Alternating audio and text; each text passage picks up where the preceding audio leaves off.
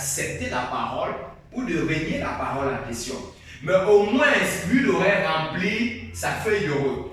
Il aurait rempli son contrat. Tu ne vas pas dire là-bas que non, je n'étais pas prévenu. Non, on va dire, on t'avait déjà prêché. Et quand tu vas vouloir raisonner, tu vois comment le miroir passe comme ça. Ça c'est comme un écran. Tu vois comment ça passe. Pendant que ça va passer, on va dire que non, Daniel, tu étais assise ici devant. Tu étais là comme ça là. Donc tu avais écouté. Maintenant, face au jugement, comme il disait hier, quand tu vas arriver, tu vas dire que non, ça va, moi je connais déjà la route. Et donc tu vas se rendre la route qui va avec. Amen. C'était très bien. Et c'est dire là-bas que la maman d'Alain disait que non, il faut encore l'inviter, il faut encore l'inviter.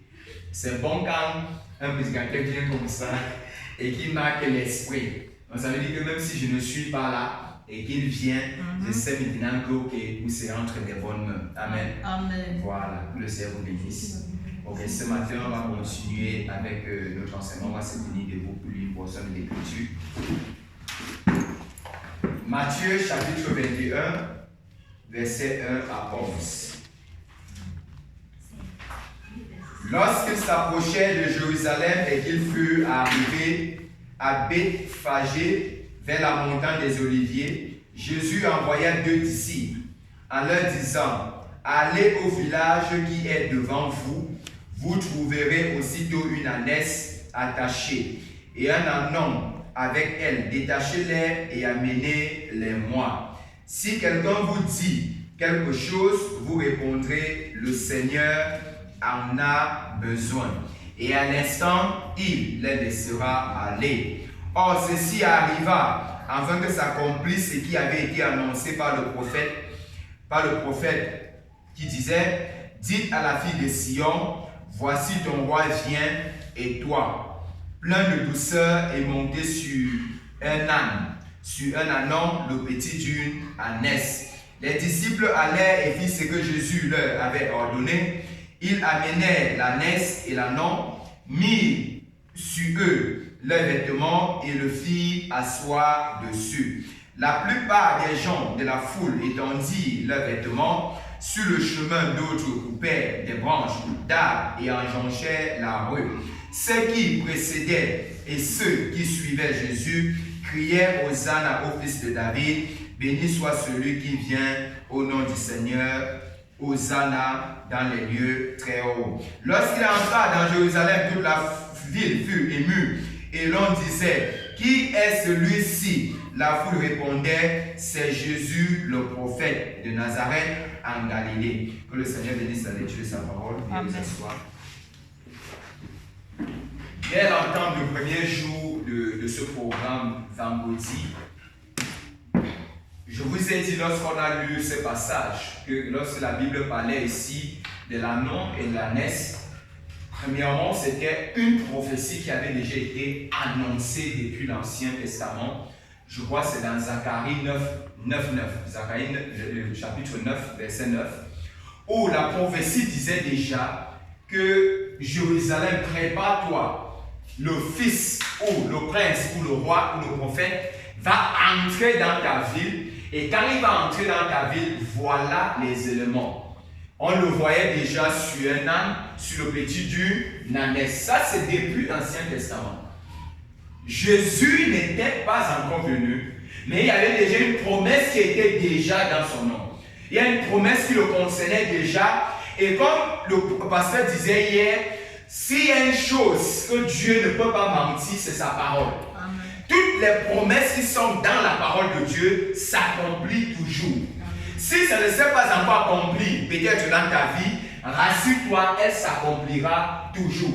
Et il n'y a aucune promesse, aucune prophétie dans la Bible qui ne s'accomplira pas. Amen. Même ce que vous voyez dans l'Apocalypse, parce que Apocalypse, quand vous voyez le livre d'Apocalypse, tous les événements d'Apocalypse ne sont pas encore accomplis.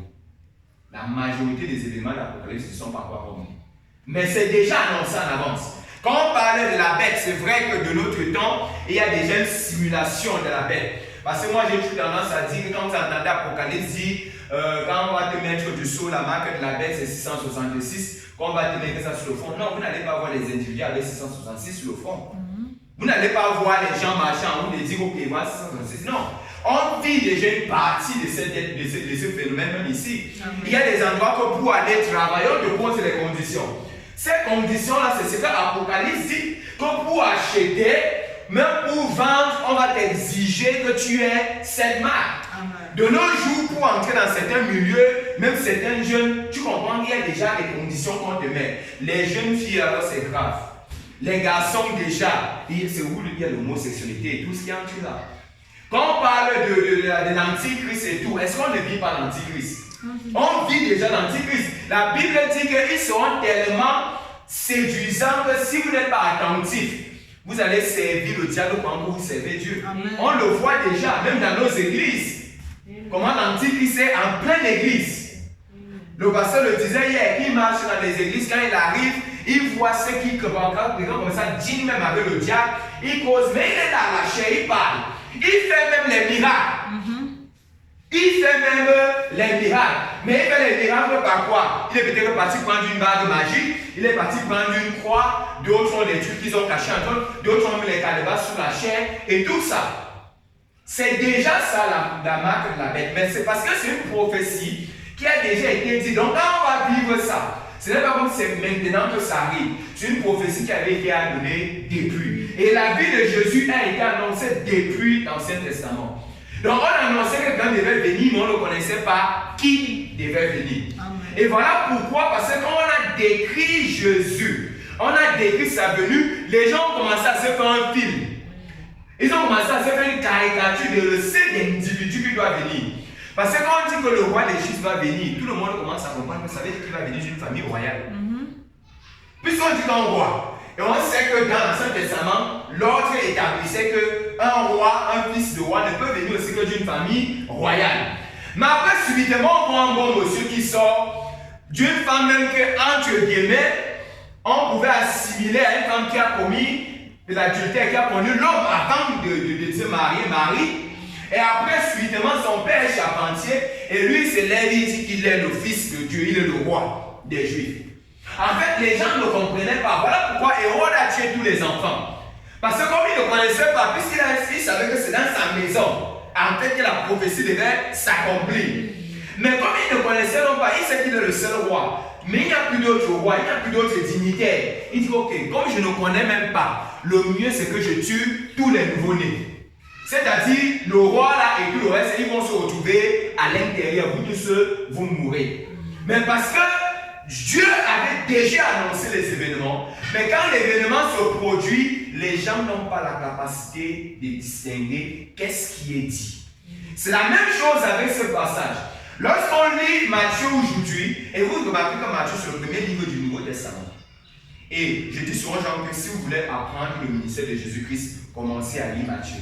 Parce que Matthieu parle du ministère de Jésus-Christ. Or, Jésus-Christ vient déjà pour manifester son ministère. Mais quand il vient manifester son ministère, il y a une prophétie qui est déjà écrite dans sa vie. Comme toi aussi, le pasteur vous disait hier, que lorsqu'un prophète te dit que tu vas voyager, en fait, c'est une information qu'il te donne. Ce n'est pas lui qui crée le voyage. Je dis souvent, Jean-Pierre, la seule différence entre les prophètes et vous, c'est qu'il a les yeux pour voir ce qui peut t'arriver demain. Il ne crée pas ce qui va t'arriver demain. Ça existe déjà. Mais il a juste la capacité d'aller au-delà du temps pour voir ce qu'elle a. Et quand il vient te donner l'information, tu as l'impression que c'est lui qui a créé la prophétie. Il n'a pas créé.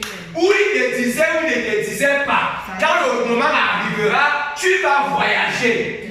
La personne, l'homme de destinée ou bien la femme de destinée ou bien l'aide de destinée qui va venir te faire voyager, le moment arrivera, il va venir se placer.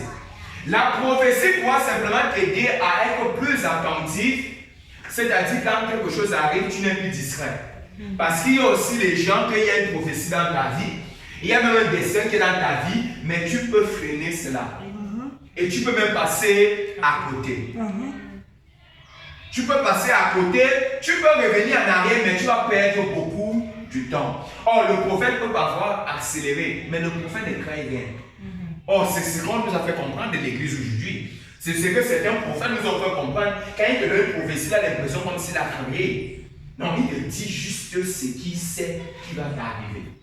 Maintenant, ça t'édifie simplement. C'est ce qui s'est passé avec Jésus, qui est le premier des prophètes. Lui-même en avait à prophétiser dans sa vie. Et lui-même, il vient sur terre, il a commencé à manifester les prophéties qui étaient déjà écrites sur lui. La prophétie disait qu'on voit quelqu'un, le roi des Juifs, qui va venir entrer à Jérusalem sur un âne, le petit du Nanès.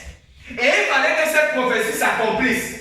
Je suis sûr qu'à l'époque, quand Zacharie avait parlé de ça, on disait que celui-ci parle de qui. Et je suis sûr que chaque année, on scrutait pour voir lequel va accomplir cette prophétie. Mais regardez ce qui s'est passé. Le jour qu'il a accompli la prophétie, c'est le jour-là que Jésus a commencé à avoir des problèmes. C'est ça. Parce que c'est quand Jésus entre en Jérusalem, avec le tapis rouge. Parce que j'appelle ça le tapis rouge. On met le tapis rouge. Et c'est pour la première fois même que le mot tapis rouge existait. Donc vous voyez comment la première personne qui est passée sur un tapis rouge, c'est Jésus. Alors cette différence, c'était pas rouge, c'était les foulards qu'on mettait sur la route, on mettait les palmes sur le ceci, on créait le chemin, il passait dessus. Donc quand il passe dessus, les Juifs qui étaient là commençaient à comprendre que sa renommée augmentait déjà, il était déjà influent. Et avec cette influence, les gars commençaient déjà à avoir peur. Et vous allez remarquer que c'est dès cet instant-là, les temps qui ont suivi, c'était la crucifixion de Jésus. Amen. Parce que les problèmes ont commencé. Pourquoi? Et pourtant, il y a la prophétie et dans leur livre, ils lisaient ça. Même les religieux de cette époque-là lisaient la prophétie. Mais quand la prophétie s'accomplit, ils ne réussissent pas à comprendre. Mais Zacharie avait dit que quelqu'un va entrer sur un âne, le petit d'une ânesse. Donc si cet homme-ci entre, certainement c'est lui qui est en train d'accomplir la prophétie. Mais ils n'ont pas compris ça. Ils ont plutôt commencé à vouloir le combattre. Et c'est ce qui est le cas pour nous les chrétiens. C'est le comble de toute l'église. Donc, ce matin, je voulais parler, de ressortir certains éléments du passage de Matthieu que nous avons lu, c'est des 5 éléments. Après, on va terminer pour le programme pour la série du programme.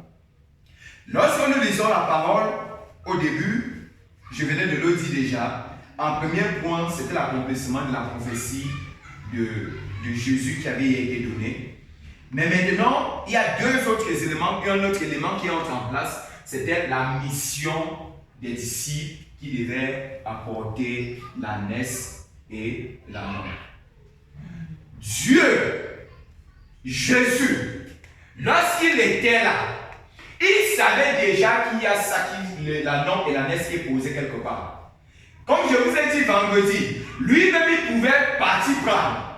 Il pouvait même parler pour que ça arrive.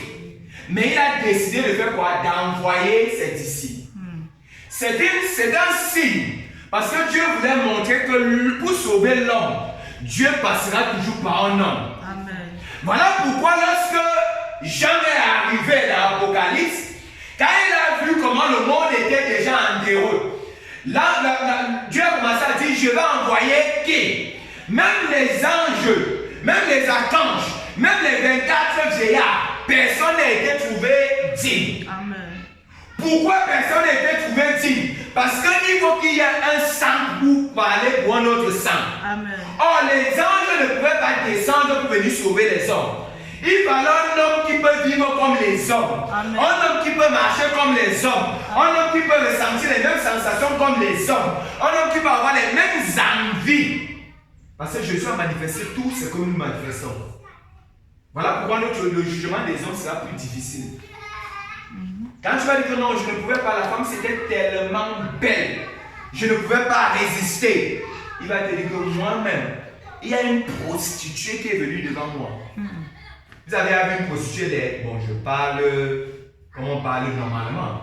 Ceux qui sont vraiment laids sont laids. Mais la majorité, vous avez remarqué que ce sont toujours des femmes comment vraiment belles de figure. Elles sont belles, elles ont des formes. En fait, pour séduire.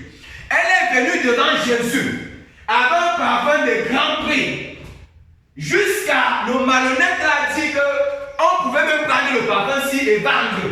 Ça pouvait nous donner de l'argent. Parce que tout pour lui, c'était l'argent. Mais Jésus lui dit que je suis avec vous depuis. Même les gens de l'église qui étaient là, qui disaient que mais le type dit qu'il est Dieu. Et pourquoi il ne peut pas savoir que c'est une femme de mauvaise vie? En la frottant, est-ce qu'elle ne va pas transmettre l'esprit?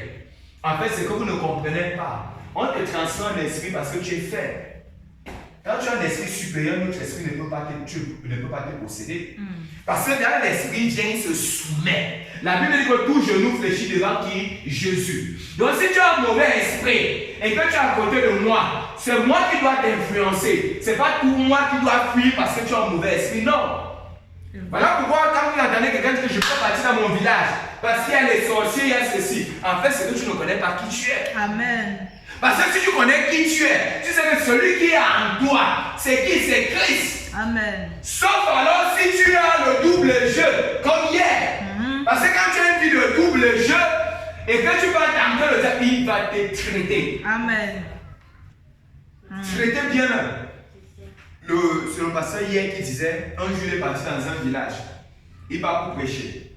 Quand il arrive pour prêcher, il finit de prêcher, il y a un frère qui voulait montrer qu'il était trop zélé. Quand il veut montrer qu'il est trop zélé, qu'il veut chasser les démons, quand il arrive devant une femme, une maman du village, la maman du village, il commence à parler à la maman du village, il voulait, je ne sais pas s'il voulait prophétiser. Dès qu'il a fini de parler, la maman a commencé aussi à prophétiser dans sa vie. Mais rassurez-vous, elle ne prophétisait pas en bien. Elle prophétisait en disant la vie qu'il mène. Quand elle a commencé comme ça, là, on est seulement venu enlever le frère, pardon, tu es venu nous mettre la honte ici. Tu viens que tu viens chasser les esprits, que tu viens parler sur les démons, mais le démon t'expose en public. Donc quand on parle, quand on chasse les gens, toi aussi tu te lèves pour venir, et peut-être tu sais que hier là, où tu étais là, toi tu connais où tu étais hier. Tu vois donc en fait, tu vas faire quelque chose, mais tu es parce que tu joues en double jeu. Et quand tu joues en double jeu, tu ne peux pas faire face aux démons. Parce que les démons, si rassurez-vous, connaissent qui c'est Dieu et qui ne le sait pas. Amen. Quand tu arrives devant un démon, tu ne veux pas être regarde, tu dis que pardon, finis de faire des bêtises là, tu quittes devant moi. Toi, c'est qui? Parce qu'il connaît, il mesure la capacité de ta puissance par ta vie de consécration, Amen. Par ta vie de sanctification. Amen. Quand vous entendez Jésus disait qu'il y a ce style de démons qui quittent par le jeûne et la prière, vous pensez qu'il y a démons et démons. Donc il y a un niveau où tu vas arriver, tu parles à un démon, il part. Tu crois que non, tu es trop fort, tu es puissant. Mais hier tu étais à l'hôtel. Tu dis que non, le démon n'a pas vu. Non, c'était un petit démon. Le jour que tu vas croiser un démon territorial, il va te dire que mon frère, tu viens me chasser que j'ai quitté la corde de la femme si. Et puis toi, tu étais à l'hôtel hier, il te parle. Tu vas rester là, tu vas avoir honte. Maintenant, vous allez voir, ce n'est pas tous les ministères, ce n'est pas tous les hommes de Dieu qui s'aventurent dans la délivrance. Parce que pour entrer dans le couloir de la délivrance, rassure-toi. Rassure-toi. Que si le démon arrive qui veut te juger, qu'il ne va pas trouver quelque chose. Parce que dès qu'il y a quelque chose, tu ne peux plus rien faire sur la personne. Amen. Maintenant, ils avaient deux disciples. Les deux disciples avaient été mandatés par Dieu. Donc c'est Jésus qui envoie ses disciples. Parce que Dieu veut toujours qu'un autre homme sauve l'autre homme. Et quand Jésus-Christ s'est rendu compte, Dieu lui-même, autant pour moi, s'est rendu compte qu'il n'y avait personne sur la terre qui pouvait descendre pour venir racheter l'homme, il s'est lui-même. Lui-même, il est venu sur la terre. Amen. Parce que quand il parlait, il dit que voilà le lion de la tribu de Juda. Amen. Qui était trouvé comment? Digne. Oh, qui est le lion de la tribu de Juda? C'est Dieu lui-même. Amen. Donc c'est Dieu lui-même qui est venu. Mais comme il fallait venir sur la terre, lui étant esprit, il fallait qu'il incarne dans le corps d'une personne. Il a donc pris le corps de Christ. Amen. Le corps de Jésus. Et je disais à quelqu'un que est-ce que vous savez que ta naissance est plus spirituelle ou bien est plus mystique que la naissance de Jésus? La naissance de Jésus s'est passée comment? Quand Jésus arrive, quand l'ange vient à Marie, l'ange vient par la Marie que comme tu es là, tu vas tomber enceinte. Dès qu'il a parlé, la parole parlait, l'enfant est né. Mais toi, pour naître, ça se passe comment? Quand tes parents vont ensemble, qu'est-ce que la science nous dit? Il y a près de 2000 spermatozoïdes qui sont relâchés, n'est-ce pas? Quand les 2000 spermatozoïdes partent, ça devait faire 2000 enfants, n'est-ce pas? Mais qu'est-ce qui se passe? En science, on nous a expliqué quoi? Qu'il y a un combat qui se fait. Il y a un combat qui se fait. Et pendant qu'ils font le combat, même quand ils font le combat, ils courent. Donc on ne fait pas seulement le combat, tu combats en courant. Pendant que tu es en train de combattre en courant, tu cours. Pendant que tu combats, tu cours. C'est le plus rapide et le plus fort qui réussit à être fécondé. Ça, c'est ta naissance. Or, pour Jésus, il n'y a pas eu de problème. Dès qu'on a parlé, il est venu. Mais toi, voilà le processus, ça va finir.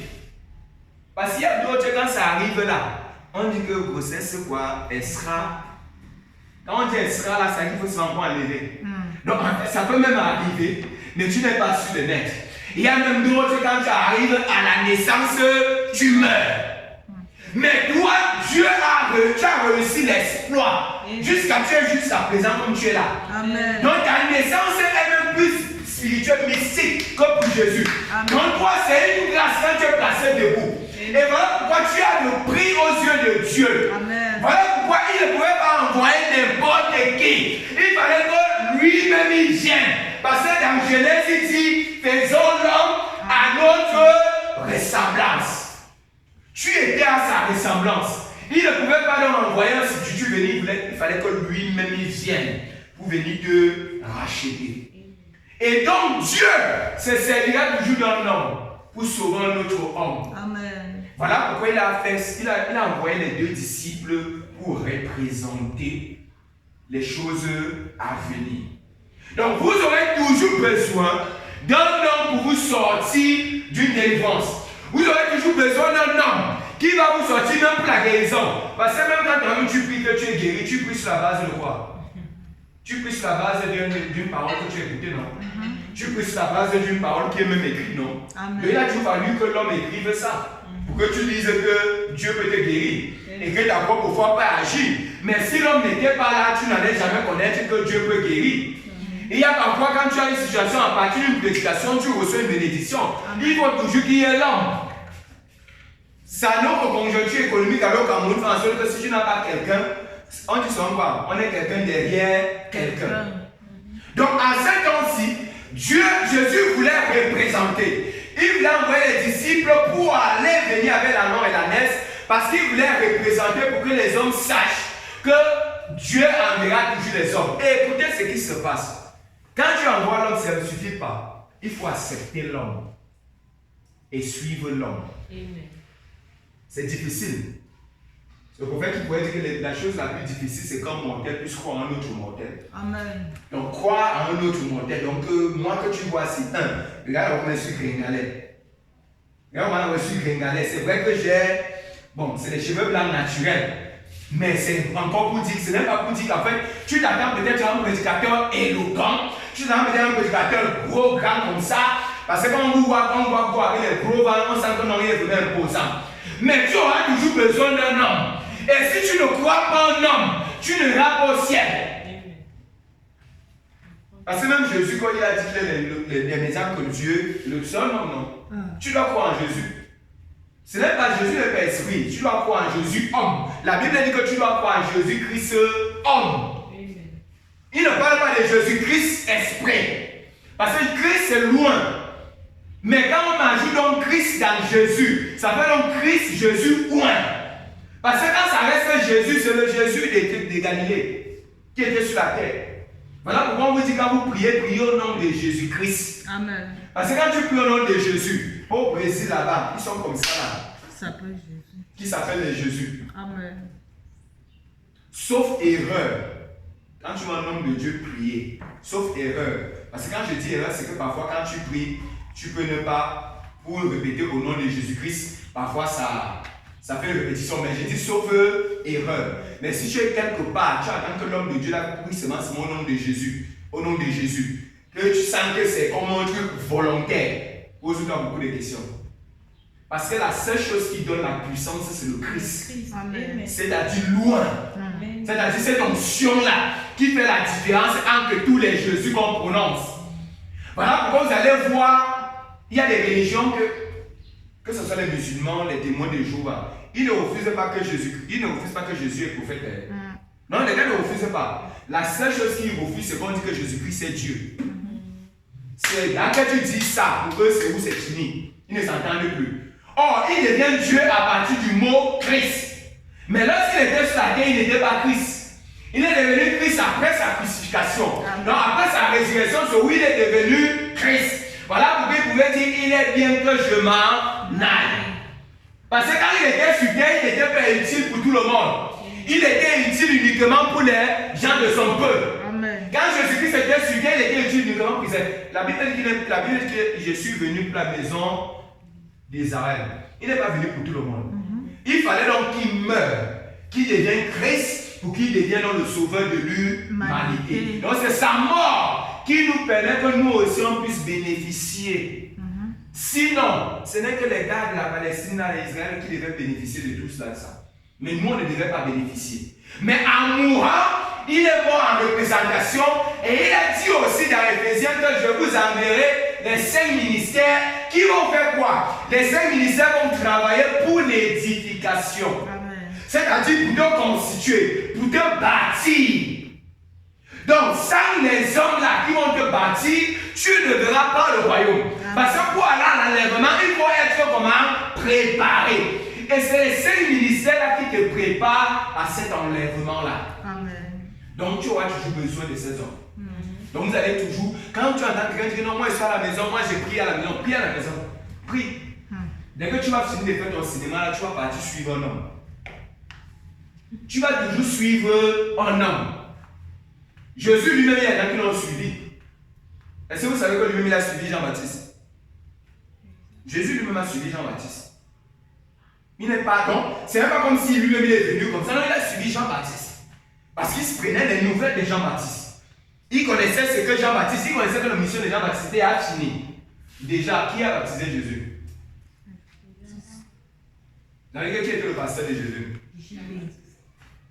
Même Jésus lui-même est un pasteur. Et toi, tu me dis que toi, tu n'as pas. Tu es super chrétien, je lis moi-même. Tu lis, depuis que tu lis là, tu comprends quoi? C'est Nathanaël qui pouvait dire que comment je peux lire? Comment je peux comprendre s'il n'y a personne qui m'explique?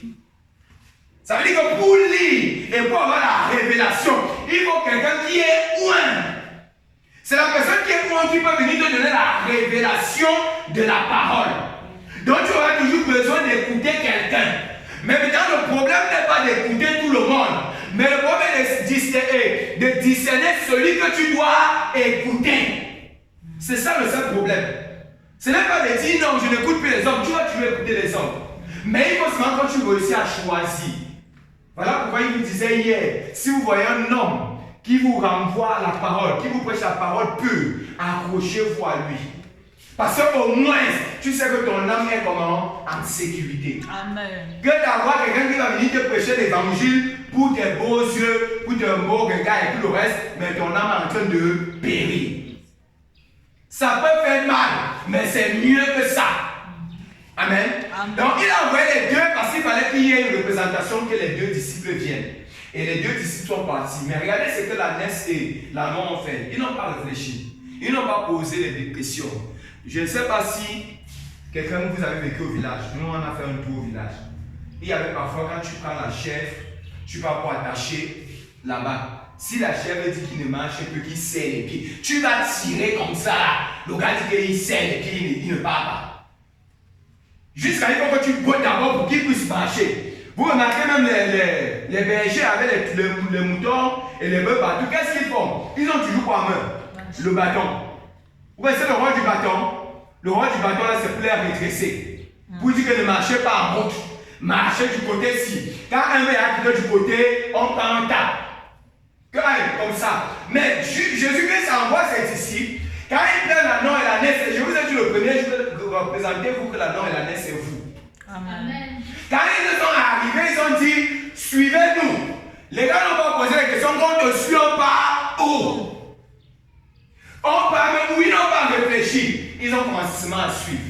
Et pendant qu'ils étaient en train de marcher, il y a quelque chose qui s'est passé. C'est que Jésus les avait déjà prévenus. Que si on vous demande, quand vous partez où avec ces gens-ci, dites-leur que c'est le maître qui en a besoin. Voilà pourquoi je vous disais, le premier jour, que les choses que vous avez dans vos vies, les malédictions que vous avez dans vos vies, dans ce programme, j'ai dit qu'on vous fait sortir. sortir de là. Si le diable vient, il te redit, après la prédication de vendredi, après la prédication d'hier, il te redit encore que tu es pécheresse, dis-lui que le maître en a besoin de moi comme ça.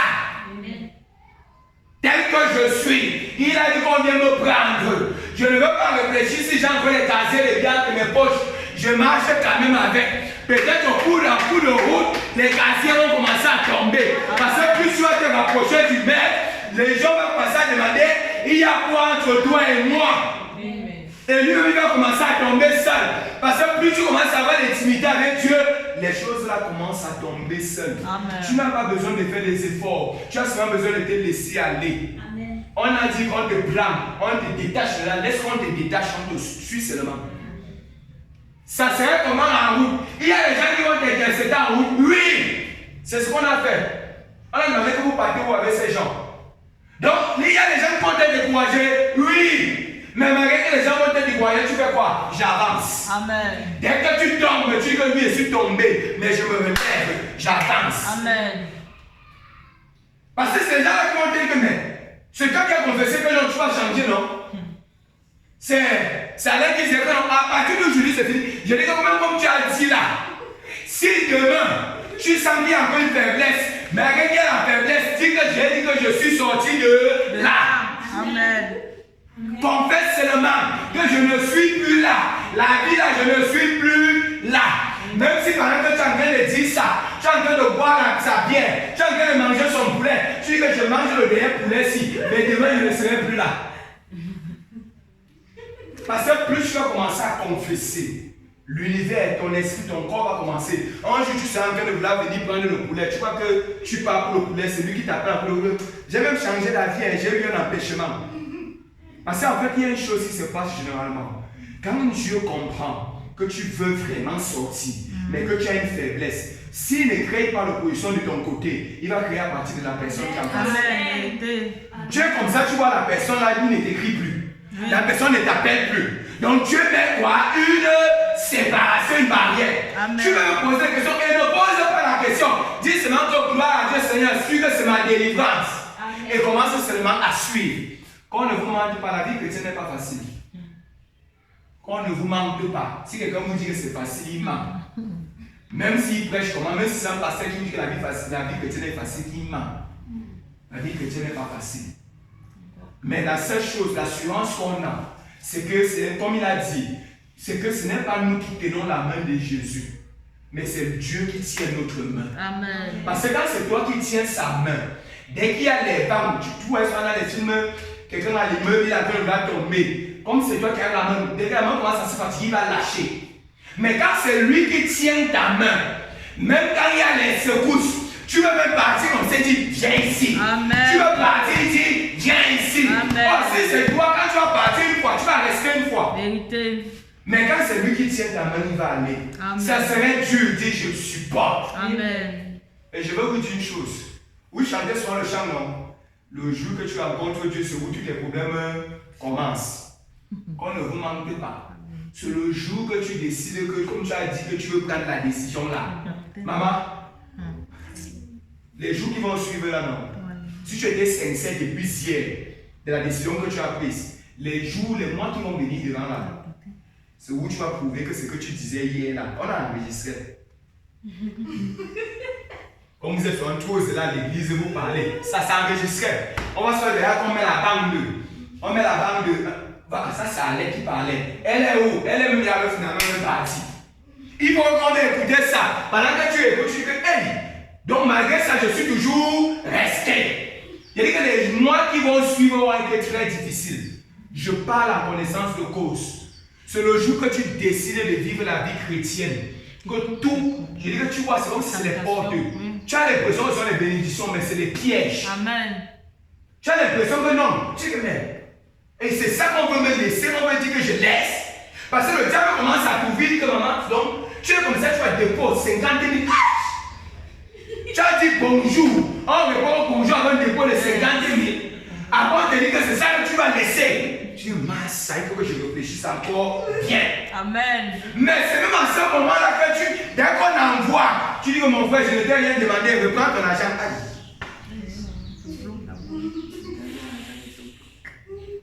Là, ça c'est la pilule. Là, c'est la pilule amère. Parce que la Bible, le proverbe dit que les cadeaux font quoi? Les cadeaux corrompent le cœur. Donc, plus tu prends, tu commences à prendre le goût. Oui. Et je dis souvent que quand quelqu'un t'a donné comme ça, là, tu commences à. C'est là ta tête. La conscience, c'est que, ouais, avec tous les efforts qu'il fait, dès que je dis que j'ai un peu mal à la tête, il dit que va à l'hôpital, c'est combien là-bas? Dès que tu dis 15 000, 30 000, tu dis que moralement, tu commences à être coupable. Et quand il va te dire que non, on parle, tu dis que c'est 5 minutes. Ça lève quoi même sur moi?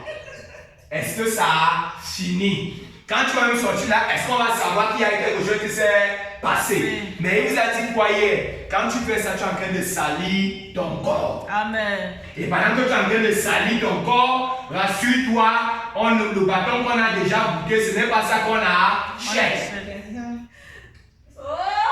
Quand on a le bâton, ce n'est pas le bâton qu'on goûte qu'on achète. Donc on va finir de salir ton corps, le goûter. Quand la personne va vouloir se caser, il va partir prendre un bâton qui est encore bien fermé. Parce qu'il ne veut pas que quelqu'un me touche. Amen. Et vous allez remarquer que les personnes, ils ne supportent pas qu'on touche aussi son bâton. Mais lui a passé le temps à salir les bâtons des autres.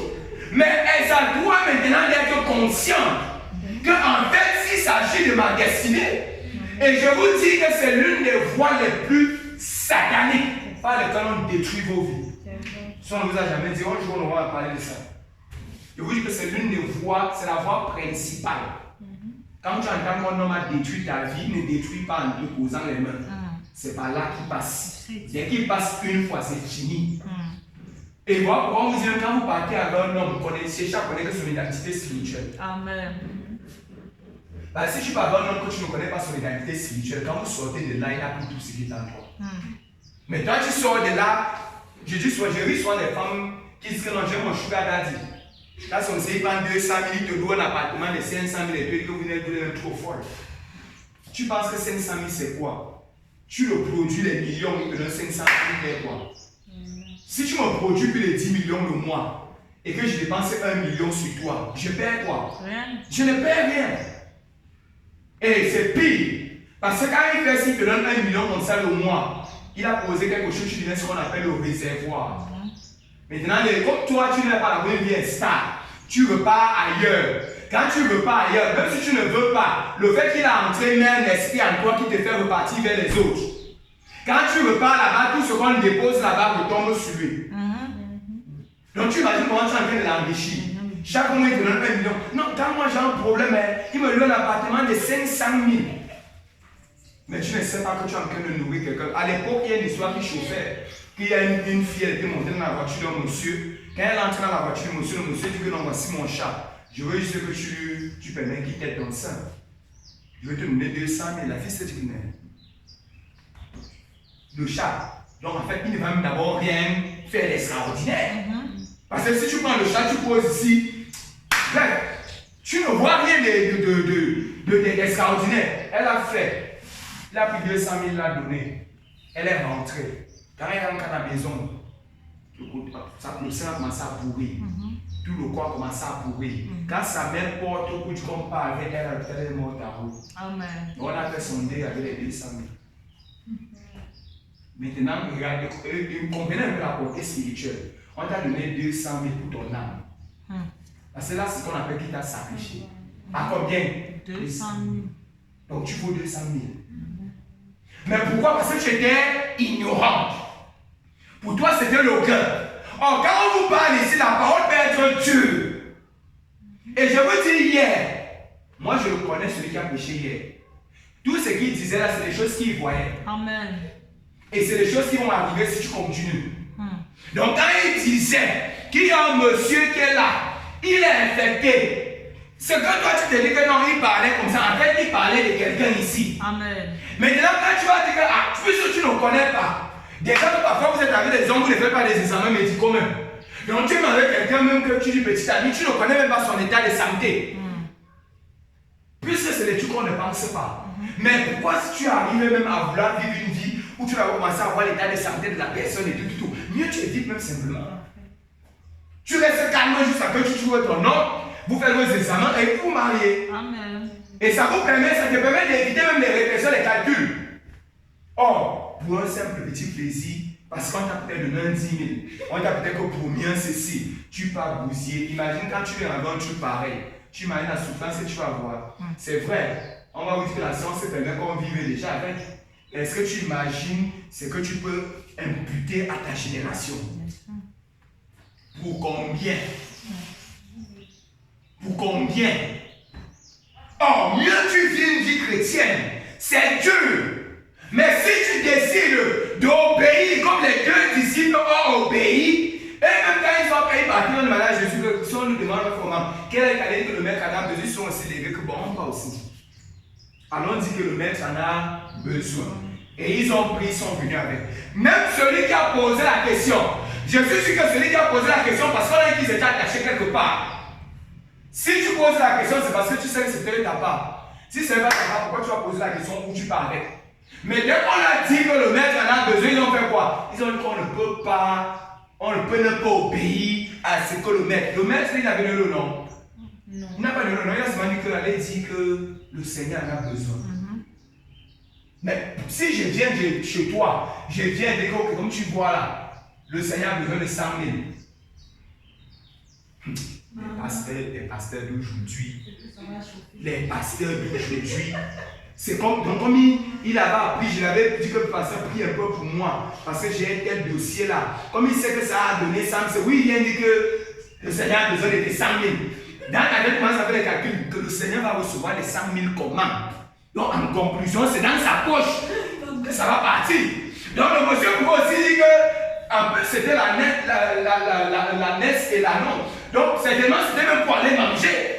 Donc le monsieur pouvait aussi dire qu'en fait, vous partez manger. Mais le monsieur a laissé parce que quoi? Ils étaient revêtus d'un mandat.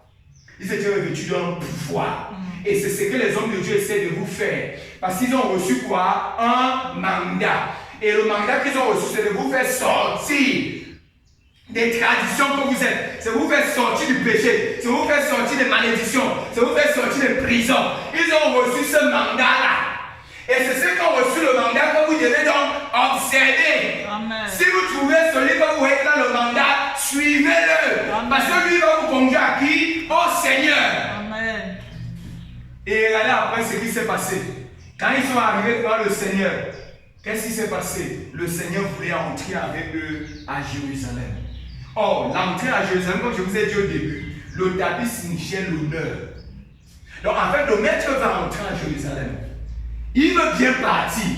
Mais il dit que je ne peux pas partir sans bénir ma fille. Je ne peux pas partir sans bénir cette maman. Il faut donc qu'elle accepte de me suivre. Amen. Pour qu'on entre ensemble à Jérusalem. Amen. Donc plus tu passes le temps à raisonner, plus tu passes le temps à dire non, tu marques les pas sur place, lui il t'attend pour entrer à Jérusalem. Donc plus tu presses les pas, plus tu as l'occasion de partir. Mais tu ne peux pas quitter le toi-même pour arriver où Jésus est. Tu passes par des hommes qui doivent te conduire à lui. Amen. Donc, quand tu passes le temps à mépriser ton pasteur, tu passes le temps à critiquer ou bien à juger, pendant que tu perds le temps là, c'est lui qui peut même t'amener là-bas. Il y a une musique qu'on a chantée, mon frère est en haut. Donc, celui que tu négliges là, c'est même lui qui doit t'amener là où tu dois partir. Donc, mieux tu reconsidères, non pas seulement les hommes de Dieu, mais tout le monde. Amen. Parce que tu ne connais pas qui est qui. Tu veux être assis là, comme on est là, comme ça. Un jour, tu vois que c'est ce que tu négliges là, c'est elle qui va te décanter d'une situation. C'est elle qui va te décanter d'une situation. Parce que quand tu vois, tu dis, attends, avec son habillement, c'est sûr qu'elle va me faire 5 000 au mois. Mais elle peut ne pas avoir. J'ai suivi le témoignage de Roger Mila. On dit que Roger Mila, quand tu pars plus lui demander l'argent, il n'a pas. Il dit qu'il n'a pas. Il a ambassadeur itinérant, c'est un titre honorifique. Mais ce n'est pas comme s'il a un grand revenu ou bien un budget qu'il gère.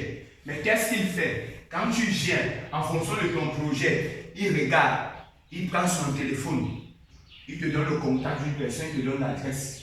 Il dit que va voir la personne, si je dis que c'est Albert Roger Mila qui t'envoie. Quand tu arrives, la personne ne te donne pas parce que ton projet est bon. Mais la personne te donne à cause de qui? De Roger Mila. Lui connaît la relation qu'il avait la personne. Donc la personne que tu peux négliger, Tu peux négliger la personne, mais la personne a un contact dans son téléphone qui peut te sortir d'une situation. Donc arrêtons de minimiser les gens, arrêtons de juger les autres et considérer tout le monde. Amen. Si Dieu t'a béni, qui t'a élevé, dis gloire à Dieu. Amen. Mais ça ne va pas devenir une occasion pour toi de piétiner les autres. Parce que ça peut finir. Ce que tu as là peut finir. Amen. Quand ça va finir, imaginez un peu que Job avait été le style d'homme qui passait le temps à narguer les gens. Imaginez. Imaginez que Job était le prophète. Parce qu'on dit, quand il a commencé, on dit qu'il a reçu un double, parce que les choses qu'il a reçu un double sortaient du ciel. Parce que ça sortait du ciel. C'est les hommes qui donnaient. C'est les hommes qui redonnaient à Job. S'il refaisait le commerce, c'est les gens qui venaient acheter pour dire, on achète pour redonner la force à Job. En achetant, ça va faire la recette, ces choses, ça fait bon au marché. La Bible dit que tout ce que Job a perdu, il a reçu ça en nous. Ça sortait du ciel. Ça sortait des hommes. J'ai fait un post que j'ai dit que tout ce que vous avez besoin sur la terre, tout ce que vous avez besoin que vous priez là, c'est déjà sur la terre. Ce n'est pas au ciel. Le travail que tu pries là, ce n'est pas au ciel, c'est sur la terre. Le mariage que tu pries, l'homme ne vient pas du ciel, c'est déjà sur la terre. Le bonheur que tu veux n'est pas au ciel, c'est déjà sur la terre. Dès que tu veux le bonheur, commence à choisir les gens avec qui tu marches. Commence à choisir l'homme selon ta destinée qui va te procurer le bonheur. Ce n'est pas au ciel, c'est sur la terre. Mais maintenant, pour que Dieu puisse te donner ces choses, il faut qu'il te revêtisse de l'autorité, de la puissance et du discernement qui va te permettre de savoir est-ce que ce bonheur, si c'est vrai, c'est du bonheur, mais est-ce que c'est un bonheur empoisonné? Parce qu'il y a des bonheurs empoisonnés. Un bonheur de courte durée. Quand tu vois, tu sens qu'ici, là, c'est bleu. Donc, Dieu gagne le jackpot. Quand tu commences à voir le voyage, tu dis que, hey! C'est où tu te rends compte que les songes que tu voyais là, c'était la convoitise. Parce que tu te dis que j'avais même Dieu m'avait parlé. Alors, il faut faire très attention. Vous savez, le monde des prophéties, des songes et des visions, c'est un monde très compliqué. Soyez vraiment très prudents. Tu peux voir un songe où tu vois que Dieu vient te parler, mais ce n'est pas Dieu. Non, pourquoi quelqu'un me dit que Dieu m'a dit? Il t'a dit, je veux croire parce que c'est ce que tu dis, comme je n'étais pas là. Mais faites très attention. Et vous savez pourquoi? La Bible a prévu tout. Il a dit quoi? Examiner. On doit faire quoi? On doit examiner les songes. Si la Bible dit déjà qu'on doit examiner, c'est-à-dire passer ça dans le room to me, c'est parce qu'il sait qu'il y aura des faux songes. Bien sûr. Parce que la Bible ne dit rien qui ne va pas venir. Il veut dire que la Bible c'est le livre de prophétie. Donc il sait qu'il y aura des songes qui vont venir. Il veut dire que tu vois le songe. Quand tu vois, tu peux même décider que je peux même reproduire la forme de la tête de Jésus. Non, j'étais comme ça, j'ai vu comment les anges sont venus. Ce n'était pas les anges. Maintenant, il faut que tu prennes la vision. Le songe là, tu passes au crible de la parole. Amen. Est-ce que ça parle? Moi, je me dis souvent que le test pour connaître un vrai prophète, c'est que toute prophétie qui ne te renvoie pas à Christ, vaut ça dehors. Toute vraie prophétie authentique doit premièrement te rapprocher de Dieu. Amen. Parce que Dieu ne vient pas pour parler à un homme pour rien. Dieu vient parler à un homme pour créer quoi? Une intimité avec lui. Amen. Donc si Dieu vient te prophétiser, il faut que dans la prophétie là, tu sens d'abord que la prophétie là te rapproche de Dieu. Les églises sont remplies. Vous voyez les 1000 personnes dans les églises. C'est qu'ils n'aiment pas les prophéties. On va dire que mets ta vie en ordre. Ils n'aiment pas les prophéties là. Est-ce que vous savez que c'est une prophétie? Yes, ce qui fait là, c'était la prophétie. S'il voulait faire le spectacle, il pouvait doigter la personne. Il dit que lève-toi. Il te décrit l'homme que tu vois. Il te dit même les endroits où tu es parti. C'est où tu vas croire que c'est la prophétie.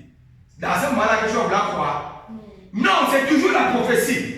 Mais on fait ce qu'on dit non. Tu vas voyager. Amen. Tu vas partir en Europe. Amen. Tu vas te marier avec le blanc. Amen. C'est ça qu'on aime. On n'aime pas la prophétie qui arrange. Ouais. Or, quand on arrange, tu as tout le reste. J'ai dit souvent aux gens ici. Si tu as la bénédiction et tu as les choses à mettre en ordre, tu n'as pas besoin de prier pour la bénédiction, tu as besoin de mettre les choses en ordre. Et si tu mets les choses en ordre, la bénédiction coule directement. Parce que ce sont les choses que tu dois mettre en ordre qui créent la barrière. C'est ça qui crée l'inimitié entre ta bénédiction et Dieu. Donc si tu te débarrasses de ça, le reste, tu n'as plus besoin de prier, ça vient seul. Parce que la route est déjà comment? Barrière. Voilà pourquoi je vous disais que quand tu veux le mariage, que tu es vraiment une femme, que tu veux le mariage, pardon maman, laisse-y André, laisse-y Antoine. Parce que André ou Antoine bloque le canal pour que l'homme de ta destinée vienne. Amen. Donc si tu veux te marier, commence à te débarrasser de tout le monde. Reste comme ça, dis que Seigneur, j'attends l'homme de ma destinée. Tu ne peux pas attendre l'homme de ta destinée, tu es en train de te gaspiller et Dieu lui prépare l'homme de tuer pour rien. Donc lui, il est à la montagne en train de prier. Que Seigneur, je veux la femme. Je cherche la femme. Pendant ce temps, tu te gaspilles et tu dis que tu veux l'homme de ta destinée. Ah! Comment ça va te débarrasser des gens qui bloquent la route à l'homme de ta destinée? Parce qu'il est comme s'il ne voit pas. Quand il vient, lui, il voit André, il voit Pierre. Il dit, ah, elle est déjà occupée. Je parle spirituellement parlant. Donc elle est occupée, pourquoi je vais encore venir? Oh, quand il n'y a personne, dans le reste spirituel, il ne voit aussi personne. Il sait que je peux donc foncer. Beaucoup de gens dans les églises n'ont pas de mariage. En dehors des liens de famille, en dehors de tous les autres malédictions, c'est la vie qu'elle mène. Que ce soit les hommes, que ce soit les femmes. Quand tu vis une vie de pareil, tu vois que le mariage va venir comment? Le mariage dans ça, c'est que quand tu es comme ça, les éléments qui accompagnent la malédiction entrent. Tu commences à voir les couches de nuit entrent.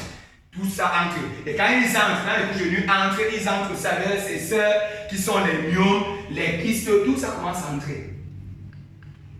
Tu te retrouves donc que tu passes le temps de délivrance sur délivrance, délivrance sur délivrance, délivrance sur délivrance. Moi, on te demande d'abandonner. Comment tu peux venir à l'église parce que j'ai un problème? C'est que voici tel, mes enfants, ma famille, ceci. Mais tu sais que tu as les choses sur le lit. Donc en fait, tu viens ici pour t'entrer quoi? Mais l'erreur, c'est que vous ne comprenez pas. C'est que faites attention, toutes les églises ne sont pas toutes les églises. Ce n'est pas parce qu'on ne parle pas qu'on ne voit pas. On peut voir et on parle sous forme d'une prédication. Amen. Parce qu'on a la maturité pour ne pas blesser la personne, pour ne pas indexer la personne. Mais quand tu viens, dès que tu entres, je sais déjà ce que tu as. Donc si tu veux la délivrance de tes enfants et de ceci, libère d'abord les calebasses que tu as. Les docteurs que tu es parti faire là, sors d'abord de ça. Quand tu vas sortir de ça, la délivrance de tes familles va venir. Parce que plus tu as à l'intérieur, j'ai fait le cas d'un monsieur, il était gravement malade. Le monsieur, lui, en fait, ce n'est pas lui-même qui partait. Il avait une tante qui venait, comme les gens de l'Ouest, c'est dans tous les trucs des traditions. Elle vient lui dire que je connais une femme là-bas qui fait ceci. Il demandait que c'est combien. Elle donne, elle passe mal l'argent, il donne. Elle n'est pas fait. Lui ne part pas. Dès qu'il vient comme ça là, elle pense qu'il passe mal l'argent, il donne. Le jour qu'il commence à travailler avec lui, le Seigneur dit qu'il faut qu'il se débarrasse de tous les trucs qu'il a fait. Quand je commence à parler avec lui, il dit qu'il y a des trucs comme ça que tu as fait. Celui qui dit non, moi-même je ne partais pas souvent. J'envoyais ça l'argent, il disait ok. Quand tu prends ton argent, tu donnes à quelqu'un de partir. Tu sais qu'il va parler quoi sur toi. Tu n'es même pas là pour assister, même pour dire que je connais ce qu'on a fait sur moi.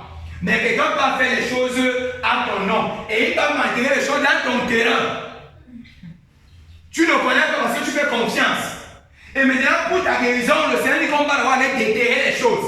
On se retrouve qu'on va affronter. Le jour qu'on devait voyager pour aller à l'ouest, on avait un programme pour voyager. Le Seigneur tentait de partir de faire l'accident en route. C'est où j'ai appelé, pardon. Si vous avez quelqu'un là-bas, dis qu'il prend la terre là-bas, on expédie ça, on va travailler avec ceci. Et si on tente, on va avoir l'accident. Parce que vous ne connaissez pas ce que lui a fait là-bas. Donc on a souvent envoyé la terre ici, on a travaillé avec ceci à Yaoundé. Avant qu'on a dit que quand vous allez avoir l'occasion, renvoyer la terre là, vous partez asperger, vous faites ce qu'il faut faire avec. Donc les gens ont des situations, mais ils ont des trucs qui les bloquent à l'intérieur. Donc Jésus, le passage ici nous montre aussi Jésus qui entre dans la terre promise. Quand on entre à Jérusalem, quand tu entends un tapis rouge, on dit Hosanna, c'est que c'est là la bénédiction. Parce que quand on te détache d'où tu es attaché, c'est pour entrer dans la gloire. Amen. Et je crois par la grâce de Dieu qu'à la fin de ce programme, comme ce programme est en train de finir, beaucoup sont sortis où ils étaient attachés. Amen. Vous savez, je dis aux gens que mon ministère, comme le nom le dit, mission nouvelle vie. Je n'ai pas besoin que tous les domaines de ta vie changent. J'ai juste besoin de voir un seul élément de ta vie changer. Et si un seul élément change, c'est que le processus est déjà en marche. Amen. Si à la prédication de vendredi d'hier, et d'où je dis permettre que quelqu'un puisse changer une vie. Une vie. Il y a un chant qui chante que le plus grand miracle, c'est de voir une prostituée qui quitte la boue du péché et qui commence à servir Dieu. Amen. Il dit que ça, c'est le plus grand miracle. Amen. Le voyage n'est pas un miracle, c'est un miracle. Mais le plus grand miracle, c'est de voir un bandit arrêter le banditisme et de devenir chrétien. Amen. Quand tu réussis à voir ça, ça c'est le plus grand miracle. Parce que dans ton église, tu as 5 femmes qui ont abandonné la vie de prostitution, la vie de concubinage, et ont commencé à servir Dieu dans le ministère du succès. Bien sûr. Les hommes voudront attendre que ça soit rempli. Les hommes voudront attendre qu'on voit comment les paralytiques se lèvent, ils marchent et puis le reste. Les marabouts le font très bien. Amen. Mais les marabouts ne peuvent pas enlever un pécheur. Amen. Et l'envoyer aussi. Amen. L'envoyer à la voix de Dieu. Déjà que l'acte que tu as en train de faire chez le marabout t'introduit davantage même en enfer. Parce qu'il y a les marabouts que quand tu payes, ils disent même que bon, non, c'est même pas prier, mais je dois aussi goûter. Mais et que non, c'est même pas prier, il doit aussi goûter. Ou quand il ne veut pas, quand tu crois qu'il n'a pas goûté, il te dit qu'il va dormir, ceci va faire tel truc. Bizarrement, c'est lui que tu vois dans le rêve. Quand tu commences à voir celui qui vient prendre sa chose. Donc c'est ça le plus grand miracle. Voir un pécheur, quelqu'un qui avait une vie bizarre et qu'à partir de ce programme commence à arranger sa vie, c'est ça le succès d'un programme. Amen. Et si ça se fait ainsi, une fois, 2 fois, 3 fois, jusqu'à tu vas atteindre quoi? La perfection. Amen. Ce n'est pas un seul jour, c'est progressivement. Mais comme je vous ai dit, ne fuyez pas. Même si c'est dur, je dis oui, c'est vrai, c'est dur, mais je reste quand même. Amen. Parce que plus tu écoutes la parole, plus la parole nettoie. Plus tu écoutes, ça forme. Plus tu écoutes, ça forme. Tu es comme une sculpture, une pierre. Donc chaque parole qui vient, ça taille un peu. Après, ça vient, ça taille jusqu'à ça va te donner la forme. Mais si tu persévères, tu verras la gloire de Dieu. Amen. Amen. Donc, il y a aussi la délivrance. Maintenant, écoutez. À la fin, qu'est-ce qu'il dit? Il dit, allez prendre, le maître en a besoin. Le mot besoin signifie qu'en fait, il voulait ça pour une utilité. Et nous avons vu l'utilité, c'est que Jésus-Christ est monté sur la messe en question, sur l'âne en question. Donc quand il est monté dessus, parce que c'était comment? Utile. Dieu ne te délivre pas pour rien. Amen. Dieu vient te délivrer de là pour que tu sors parce qu'il a besoin de toi pour une utilité. Amen. Il faut que quelqu'un, quand il va voir ta vie, il va dire, hey, le gars s'est changé, la fille s'est changé. Non, si elle a changé, je veux partir voir le Dieu qui a fait qu'elle change. Parce que nous, on pouvait tout parier. Nous, on ne pouvait pas parier qu'elle pouvait changer. Quand les gens vont voir ça, tu serais déjà une utilité. Et quand tu es déjà une utilité, tu as rempli ta mission. Amen. Que le Seigneur vous bénisse. Amen.